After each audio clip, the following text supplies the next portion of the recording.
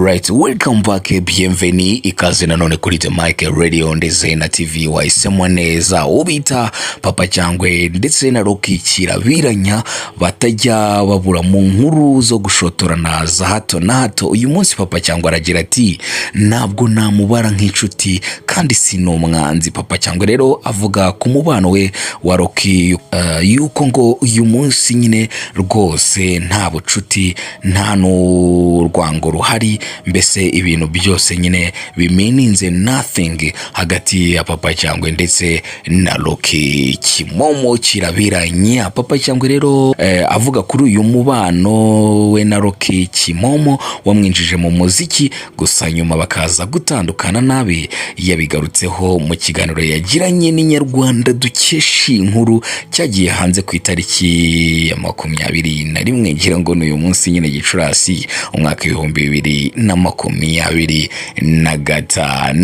Murabizi yuko rero uyu musore yazanywe mu muziki cyangwa se yapushinzwe na Rocky Kimomo akaba successful ndetse tukanamumenya kuri ubu ngubu. Rero ibintu byaje kutagenda neza, ntago byaje kugenda neza rwose habe na gatoya, dore ko abangaba baje kuba nyine bakanatandukana mu buryo butiyubashye na gatoya, ariko bakaza kugenda nyine bafatanya n'inshuti zigiye zitandukanye kugenda bava muri ayo makimbirane.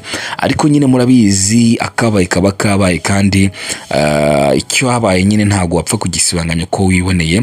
Uyu munsi nyine Papa Cyangwe izi nkuru aracyazibazwa mu itangazamakuru. Ubunguyu rero yanavuze yuko ngo ubukwe, ikintu cyitwa ubukwe ngo atari bwo nyine bwagaragaza yuko ukunda umuntu. Uyu rero ni umuhanzi Papa Cyangwe n'ubundi yahamije ko afite umugore n'umwana ndetse bakaba babana nubwo atakoze ubukwe n'uwo mugore we. Anavuga ko gukora ubukwe n'umuntu atari byo bigaragaza yuko umukunda. Ni ibikubiye rero n'ubundi mu kiganiro yagiranye n'Inyarwanda n'ubundi cyasotse nyine uyu munsi ku itariki 21.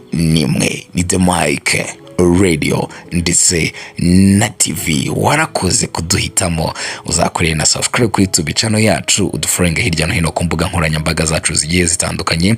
Mbere yuko ariko nsohoka, reka mubwire yuko bita Kevin Kade uri mu baherutse guherekeza The Ben gutaramira muri Uganda. Ubu ngubu rero agiye kongera gutaramira i Kampala ahitwa Yararongoye ku gatanu w'iki cyumweru. Kwinjira bikazaba ari ubuntu. Ubwo rero abantu baherereye i Kampala nyine musabwe kujya kwirebera Kevin Kade, dore ko abahaye free party, free show, mugomba kujya kuyenjoyinga. Dukoresha Bosca Butura hirya no hino ku mbuga nkoranyambaga zacu, ntabwo byakubuza kudufollowinga. Thank you so much.